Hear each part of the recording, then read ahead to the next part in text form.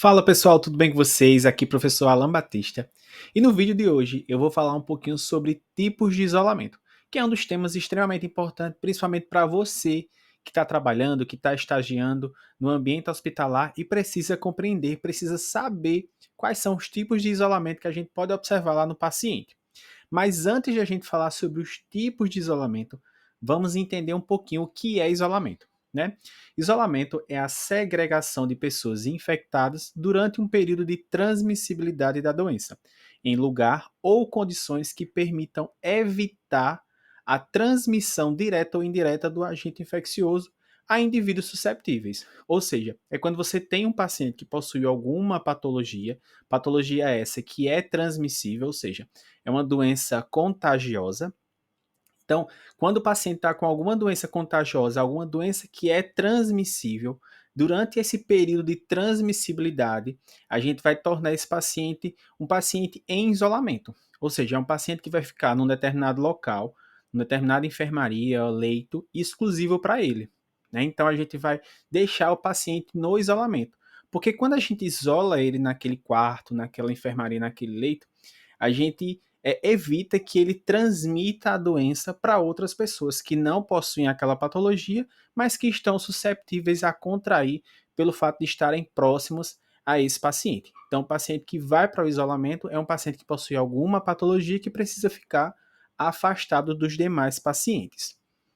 E qual é a finalidade? A finalidade é justamente prevenir a transmissão do agente infeccioso do indivíduo infectado para o hospedeiro susceptível, ou seja, prevenir que ocorra essa transmissão entre uma pessoa que tem a doença para a pessoa que não tem a doença. Proteger o paciente de uma exposição ou uma infecção cruzada, ou seja, infecções secundárias. Então, além de prevenir que esse indivíduo ele transmita a doença para uma pessoa que não tem aquela patologia, ele também vai proteger esse paciente que está em isolamento para que ele não seja contaminado com outras infecções, que a gente chama de infecções secundárias, infecções cruzadas durante os procedimentos, tá certo?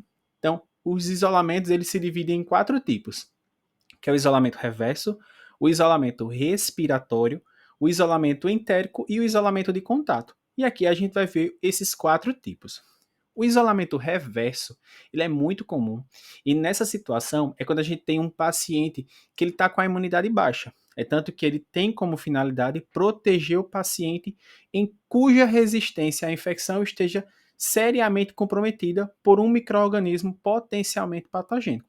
Ou seja, é um paciente que, devido a alguma patologia, devido a uma condição clínica, ele apresenta uma imunidade baixa. Então a gente acaba colocando esse paciente no isolamento, e aí a gente chama de isolamento reverso, ou até mesmo de isolamento protetor, porque tem essa finalidade, esse objetivo, proteger o paciente para que ele não venha contrair outras doenças. Uma situação muito comum é um paciente soropositivo. Então, o paciente soropositivo que está com sua imunidade baixa, ele quando está internado, ele tende a ficar no isolamento, ou seja, no isolamento reverso, no isolamento protetor, evitando assim que ele tenha alguma contração, que ele contraia alguma doença de um outro paciente interno naquele hospital.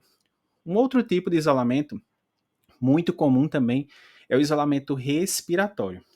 O isolamento respiratório, ele destina-se a prevenir a transmissão de micro-organismos que se difundem através do ar contaminado, de contato direto de objetos recém-contaminados por secreções eliminadas pelas vias aéreas superiores, por gotículas liberadas pela tosse, escarro ou espirro. Ou seja, o isolamento respiratório é aquele paciente que possui alguma patologia que a sua transmissão se dá por via respiratória. Então a gente isola esse paciente para evitar que ele tenha contato com outros pacientes e assim não tenha uma transmissão da doença.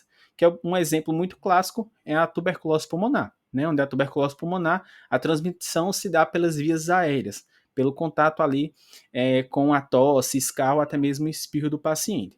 Então, um paciente nessa situação, nesse quadro clínico, a gente isola ele, né, chamado de isolamento respiratório, para prevenir, para proteger ele e também prevenir a transmissão da doença para outros pacientes que não possuem aquela tuberculose. Então, o isolamento respiratório ocorre quando tem um paciente com alguma patologia de transmissão respiratória e a gente coloca ele no isolamento para evitar que ele transmita a doença para outros pacientes.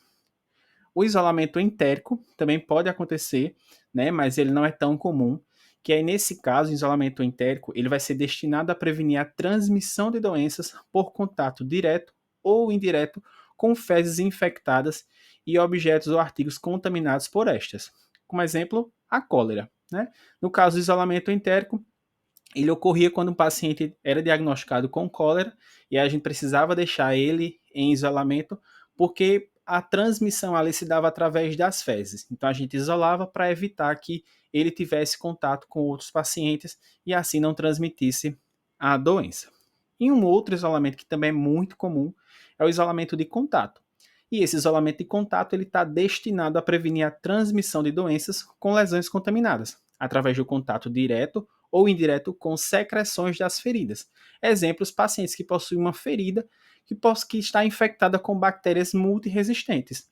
Então, um paciente que tem alguma bactéria ali instalada no seu organismo, que é uma bactéria muito multiresistente, perdão, a gente acaba deixando ele em isolamento de contato, para prevenir que ocorra alguma infecção secundária ou até mesmo infecção cruzada com outros pacientes.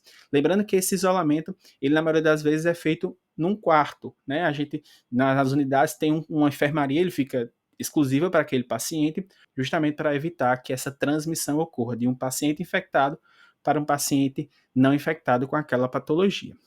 E o que nós vimos na aula de hoje? Na aula de hoje a gente viu desde a definição até a finalidade do que é isolamento, né? Lembrando que isolamento é aquele local onde a gente destina para colocar um paciente com uma determinada patologia essa que é transmissível, ela é contagiosa, então a gente coloca o paciente naquele determinado local para evitar que haja uma transmissão da doença para outros pacientes e também para que ele não venha ser contaminado com alguma outra patologia, tendo assim uma infecção que a gente chama de infecção secundária. E esse isolamento tem justamente a finalidade de proteger o paciente, como também os outros pacientes daquela unidade.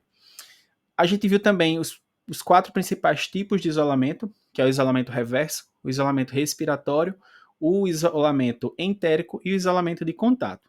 Desses, os mais comuns que a gente vê é o isolamento reverso e respiratório de contato. O entérico não é tão visto nos dias de hoje, mas é sempre importante lembrar, pessoal, que os pacientes que estão em isolamento, eles precisam ser identificados logo na entrada da enfermaria ou até mesmo na cabeceira do leito, tá bom? Eles precisam ser identificados para que o profissional, para que qualquer pessoa que chegue naquele leito, naquele local, saiba que ali tem uma precaução para ser adotada porque o paciente está em isolamento, seja ele reverso, respiratório, entérico ou até mesmo de contato, tá bom?